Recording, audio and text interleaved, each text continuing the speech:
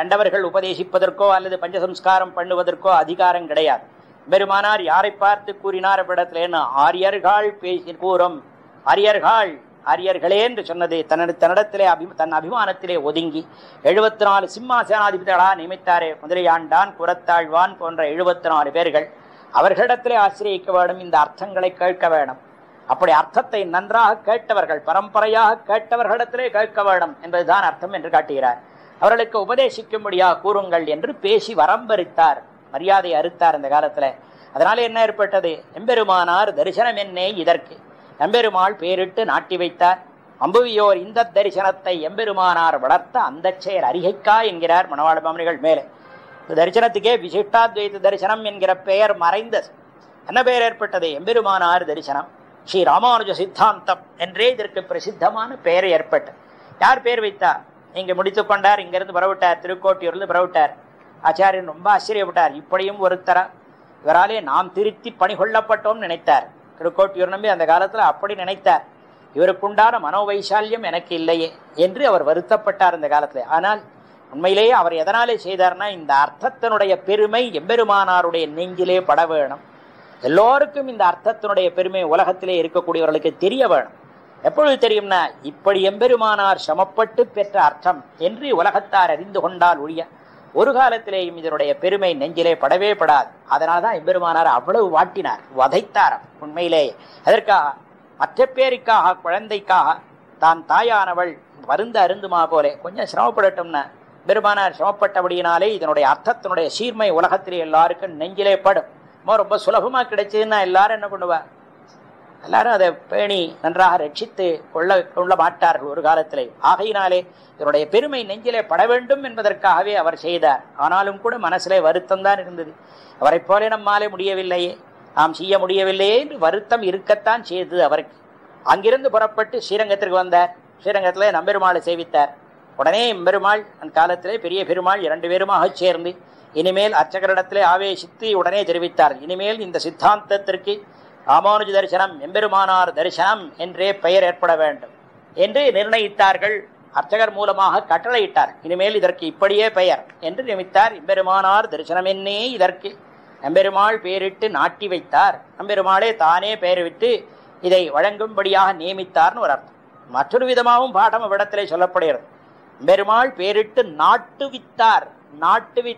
திருக்கோட்டியூர் நம்பியே அந்த காலத்திலே, திருக்கோட்டியூர் நம்பியினிடத்திலே எம்பெருமான் அவ்விடத்திலே அவன் ஆவேசித்து அல்லது திருக்கோட்டியூர் நம்பி மூலமாக நாட்டுவித்தார், அவரை கொண்டு வெளியிட்டார். என்ன சொன்னார்? எம்பெருமானார் தரிசனம், இனிமேல் இதற்கு பெயர் எம்பெருமானார் தரிசனம், இப்படிப்பட்ட உத்தமனுடைய பெயரை கொண்டே அது வழங்கப்பட வேண்டும் என்று எம்பெருமானார் தரிசனம் என்றே இதற்கு பெயரிட்டு திருக்கோட்டியூர் நம்பி மூலமாக நாட்டுவித்தார். பெரிய பெருமாளும் நம்பெருமாளும் தான் சொல்லலை, நேராக திருக்கோட்டியூர் நம்பியே அந்த காலத்துல சொன்னார் என்றும் ஒரு அர்த்தம் காட்டுகிறார் இடத்திலே. பெரிய பெருமாள் சொன்னார், 2 இடத்துலையும் பெரிய பெருமாள் தான். தான் அர்ச்சகரை ஆவேசித்து சொன்னார்னு சொல்லலாம், அல்லது திருக்கோட்டியூர் நம்பி மூலமாக அவரிடத்திலே விசேஷமாக கிருபையை பண்ணி திருக்கோட்டியூர் நம்பி மூலமாக எம்பெருமானார் தரிசனம் என்று உலகத்திலே இதை பிரசித்தத்தை அடைய வேண்டும் என்று எம்பெருமான் ஸ்தாபித்து வைத்தான், நாட்டுவித்தார். அம்புவியோர் இந்த தரிசனத்தை எம்பெருமானார் வளர்த்தார். அதற்கு மேலே ஆகையினாலே அப்படி சமப்பட்டு பெற்றது இந்த அர்த்தம். இதை எம்பெருமானார் வெளியிட்டருளினார். எம்பெருமானார் கடைசியா சொல்றார் மணவாள மாமுனிகள் தம்முடைய சரமஸ்லோக பிரகரணத்தினுடைய தொடக்கத்திலே முமுட்சுப்படியிலே சம்சாரிகளுடைய துர்கதியை கண்டு வெளியிட்டருளினார் எம்பெருமானார். எம்பெருமானார் வெளியிட்டருளினார் எம்பெருமானாரா? எப்படி இருந்தாருன்னா ஒண்ணும், எப்படி எல்லாம் ஒண்ணுதானே சுவாமி, அர்த்தம் கிடையாது. வெளியிட்டருளினபடியினாலே எம்பெருமானார் ஆனார். எம்பெருமானார் வெளியிட்டருனா ஏற்கனவே எம்பெருமானார்னு பெயர் இருந்தது, அவர் வெளியிட்டருளினார் ஏற்படும். வெளியிட்டருளினார், எல்லாருக்கும் பிரகாசப்படுத்தினார். இந்த அர்த்தத்தை எல்லாருக்கும் வாரி வழங்கிய வள்ளலாக திகழ்ந்தார். மரியாதையை மீறினார், அமரியாதமாக பெருவழியாக ஆக்கினார். சிறுவழியாக இருந்ததை பெருவழியாக ஆக்கினார். அதனாலே இதற்கு விசேஷமான பெருமை ஏற்பட்டது. இவ்வளவு சமப்பட்டு பெற்ற அர்த்தம் இருக்கிறதே, அந்த அர்த்தத்தை அந்த காலத்திலே எம்பெருமானார் உபதேசித்தார் எல்லாருக்கும். ஆனால் பரம்பரா பிராப்தமாக இருக்கக்கூடிய அர்த்தம் பல பேர் கேட்டு வந்தாலும் கூட யாரும் அதை பிரபந்தமாக இட்டு வைக்கவில்லை, எழுதி வைக்கவில்லை. இந்த அர்த்தங்கள்லாம் கேட்டு இருந்தா அப்பொழுது எல்லாரும் அவ்வளவுதான் கேட்டு அனுஷ்டானத்திலே கொண்டிருந்தார்கள். அநேகம் பேர்கள், பெரியோர்கள், 74 சிம்மாசனாதிபதிகள் அவர்கள் கொண்டிருந்தார்கள். அவருடைய சிஷ்யர்கள் எல்லாரும் கொண்டிருந்தார்கள் அந்த காலத்திலே.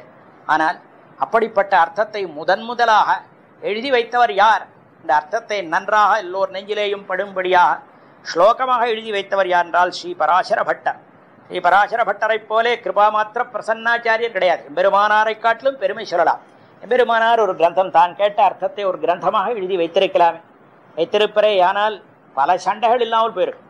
எல்லாவற்றுக்கும் எம்பெருமானாரே எழுதி வைத்திருப்பரே ஆனால் ஓம் நமோ நாராயணாயா தொடங்கி எல்லாவற்றுக்கும் அர்த்தத்தை எழுதி வைத்திருப்பரே ஆனால் பலவிதமான சண்டைகள் நம்மிடத்திலே இல்லாமல் போயிருக்கும். கருத்து வேறுபாடுகளே இல்லாமல், டிஃபரன்ஸ் ஆஃப் ஒப்பீனியன் என்பது இல்லாமலே போயிருக்கு. அது என்னமோ எழுதில்லை, என்னமோ எம்பெருமான் திருவுள்ளம் அப்படி இல்லை போல் இருக்கு. ஆகையினாலே பலவிதமான வித்தியாசமான அபிப்பிராயங்கள் எல்லாம் ஏற்பட்ட பிற்காலத்திலே விளைந்தது என்று பார்க்கிறோம். ஆனால் முதலிலே அதை கிரந்தமாக வடித்து கொடுத்தவர் யார் என்றால் ஸ்ரீ பராசர பட்டர். ஸ்ரீ பராசர பட்டர் 8 ஸ்லோகங்களாலே இந்த அர்த்தத்தை கூலங்கஷமாக இதுதான் அர்த்தம் என்று நிர்ணயித்து அற்புதமாக வெளியிட்டதிருக்கிறதே, அந்த பெருமை அவரையே சாரும். அவருக்கு எத்தனை தான் நாம் கிருத்தஜதையை தெரிவித்தாலும் போறவே போறார். முதலாக பிரபந்தமாக இட்டருளினவர் சுவாமி ஸ்ரீ பராசர பட்டர். இந்த பராசர பட்டருடைய சரம ஸ்லோகார்த்தம் இருக்கிறதே, அது மிகவும் உயர்ந்தது. எம்பெருமானார் கேட்ட அர்த்தத்தை அப்படியே தெரிவிக்கக்கூடியது. அதை இனி நாம் அனுபவிக்கலாம். இது அவசியமான அவதாரிகையாக தோன்றினபடியினாலே போட்டியிலே தெரிவித்துக் கொண்டேன். உயர்ந்த அர்த்தம், சாதாரண அர்த்தம் இல்லை. மற்ற இரண்டுக்கும் இல்லாத பெருமை. இதன் அர்த்தம் கேட்கைக்காக வீரே எம்பெருமானார் 18 பரியாயம் திருக்கோட்டியூருக்கு எழுந்தருளினார் என்று மணவாள மாமுனிகள் தெரிவிக்கிறார். பூர்வ அவதாரத்தில் அவரே நடந்திருக்கார். அவர்தான் ஸ்ரீ ராமானுஜர். அவரே நடந்திருக்கார். அவர் நடந்ததையே அங்கு எழுதி வைத்திருக்கிறார். நடந்ததை நடந்தபடியே எழுதி வைத்திருக்கிறார் இடத்திலே. ஆக 18ஆவர்த்தி, ஒரு தடவை 2 தடவை இல்லை, 18ஆவர்த்தி நடந்து இந்த அர்த்தத்தை சமப்பட்டு கேட்டு எல்லோருக்கும் உபதேசித்த பெருமை அவருக்குண்டு. ஆனால் கிரந்தஸ்தமாக எழுதி வைக்கவில்லை. அந்த குறை தீர ஸ்ரீ பராசர பட்டர் நாமே தான் இவர். பராசர பட்டர் ஒரு நாள் கைப்பிடிச்சுன்னு போனார். பராசர பட்டரை எல்லாரும் கொண்டாடுவலாம். பிற்பட்ட ஆச்சாரியர்கள் எம்பெருமானாரிடத்தில் ஆசிரியத்த அனந்தாழ்வான் முதல் கொண்டு பராசர பட்டரிடத்தில் மிகுந்த பிரதிபத்தியை காட்டினார். அப்படி காட்டின காலத்திலே ஒரு தடவையில அனந்தாழ்வான் இடத்துல கேட்டாளாம். சில பேர் கேட்டாளாம், நீர் என்ன எம்பெருமானார் ஆசிரியத்தவர், பராசர பட்டர் பிற்பாடு உம்ம காட்டிலும் சின்னவர், பராசர பட்டரிடத்தை இவ்வளவு மரியாதை இவ்வளவு கௌரவம் எதற்காக அப்படின்னு கேட்டாலாம். ஒரு சமயம் கேட்ட காலத்திலே அனந்தாழ்வான் என்கிற ஆச்சாரியர் அவர் தெரிவித்தாராம், உனக்கு தெரியாது பிள்ளாய், அன்றைய தினம் நடந்த விற்த்தாந்தம் இது. திருவரங்கத்திலே ஸ்ரீரங்கத்திலே நடந்த விற்த்தாந்தம் சொல்றேன் கேளு. ஒரு நாள் பராசர பட்டரை கைப்பிடித்துக் கொண்டார் எம்பெருமானார். உள்ளே அழைத்து கொண்டு போனார். திருப்பெரம்புக்குள்ளே, பெரம்பு ஒன்று போட்டிருப்பா அந்த காலத்துல, பெரம்புன்னு ஒன்று பெருமாளுக்கு முன்னாலே ஒரு கணைன்னு அதுக்கு பேரு, அது போட்டிருப்பா. அதுக்குள்ளே அவரை பராசர பட்டரை அழைத்து கொண்டு போனார். பராசர பட்டரை அதெல்லாம் நித்திய விபூதின்றார். இந்த கணைக்கு உள்ளே இருக்கக்கூடியது நித்திய விபூதி பரவதுமா, கணைக்கு வெளியில இருக்கக்கூடியதெல்லாம் லீலா விபூதி. கணைக்கு வெளியில நின்னா லீலா விபூதி, உள்ளுக்குள்ள போனா நித்திய விபூதி. நித்திய விபூதிக்குள்ளே, நித்திய விபூதினா பரமபதம். பரமபதம் போலே இருக்கக்கூடியது எம்பெருமான் சயனித்திருக்கக்கூடிய இடம். அவ்விடத்துக்குள்ளே அழைத்து கொண்டு போனார். கையை பிடித்துக் கொண்டு எல்லோரையும் பார்த்து 74 சிம்மாசனாதிபதிகள் கூடியிருக்கிறார்கள் அவ்விடத்திலே. ஸ்ரீரங்கத்திலே கர்ப்ப கிரகத்துக்குள்ளே எல்லாரும் வெளியில் நின்றுட்டு இருக்கா. அந்த மண்டபத்துலதான் நின்றுட்டே இருக்கா. நின்றிருக்கும் காலத்தில் அவர்களை பார்த்து தெரிவித்தாராம், சிம்ம கர்ஜனை பண்ணினா போலே சுவாமி எம்பெருமானார் தெரிவித்தாராம், இந்த பட்டரை நம்மை போலே நினைத்திருங்கோள், நம்மிடத்துல எவ்வளவு பிரதிபத்தி உண்டோ அப்படி நீங்கள் நினைத்திருக்க வேண்டும் தெரிவித்தாராம். அதனால பராசர பட்டரை மிகவும் அனுவர்த்தித்தார்கள் பிற்பட்ட முதலிகள் எல்லாரும், ஆச்சாரியர்கள் எல்லாரும். அது நீ பார்த்ததுல உனக்கு தெரியாது, எங்களுக்கு தெரியும். அன்றைய தினத்திலே அப்படி சொன்னார் சுவாமி எம்பெருமானார். அவருடைய ஆக்ஞை எம்பெருமானாரே தான் எழுதினார்னு சொல்ல வேண்டும். இந்த பராசர பட்டராலே அனுகிரகிக்கப்பட்ட இந்த சரம ஸ்லோக அர்த்தத்தை உள்ளடக்கிறதாக பார்க்கப்படக்கூடிய ஸ்லோகம் என்ன, துவயார்த்தம் என்ன, திருமந்திரார்த்தம் என்ன, இவைகளெல்லாம் எம்பெருமானாருடைய திருவுள்ளத்தை